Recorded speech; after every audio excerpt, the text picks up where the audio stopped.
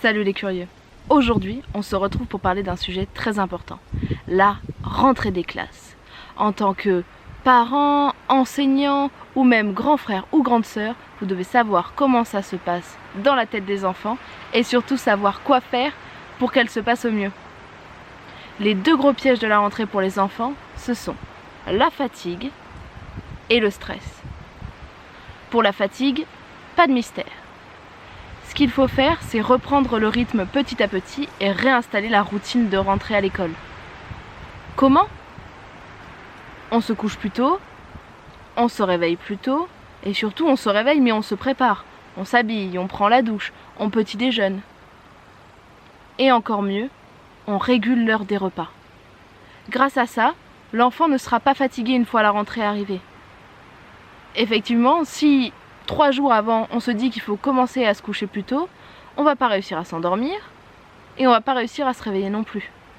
Donc il faut réinstaller cette routine quotidienne. Pour ce qui est du stress, la première chose que vous pouvez apprendre à votre enfant, c'est faire des exercices de respiration en cas de stress. Une main sur la poitrine, une sur l'estomac. Quand j'inspire, ma poitrine se gonfle. Quand j'expire, c'est mon estomac qui se gonfle. Et il suffira ensuite de refaire ça jusqu'à ce que l'enfant se calme.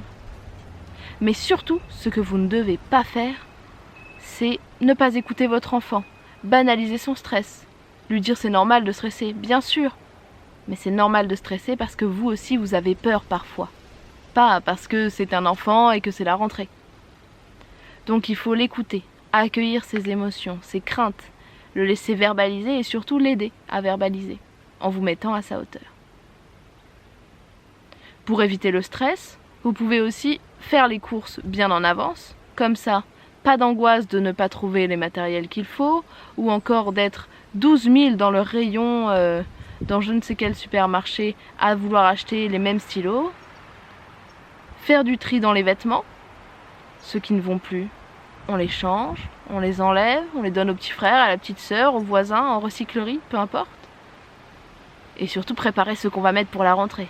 Ça c'est chouette en général, on aime bien remettre ses vêtements préférés ou ses derniers vêtements qu'on a achetés pendant les soldes. Et surtout un point très important, pour éviter le stress de la rentrée, il faut oublier la rentrée. Donc si vous avez déjà expliqué à votre enfant comment ça allait se passer, ce qu'il allait apprendre au cours de l'année, les amis qu'il allait retrouver, ou si vous avez réussi à désamorcer la problématique de changer d'école, qui peut être aussi parfois très compliquée.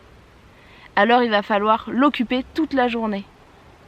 Comme d'habitude pendant les vacances, vous allez continuer à profiter de ces derniers instants.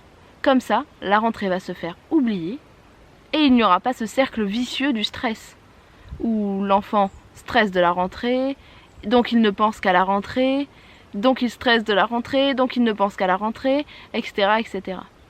Il faut essayer de l'oublier, un maximum. J'espère que vous allez réussir à suivre tous ces conseils. Et si vous en avez d'autres, je vous laisse les noter en commentaire.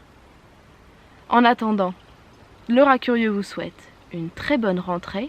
On se retrouve sur nos réseaux sociaux, Facebook, Instagram, TikTok et notre chaîne de podcast, pour toujours plus de contenu mêlant littérature et créativité. Donc à très vite et en attendant, soyez curieux.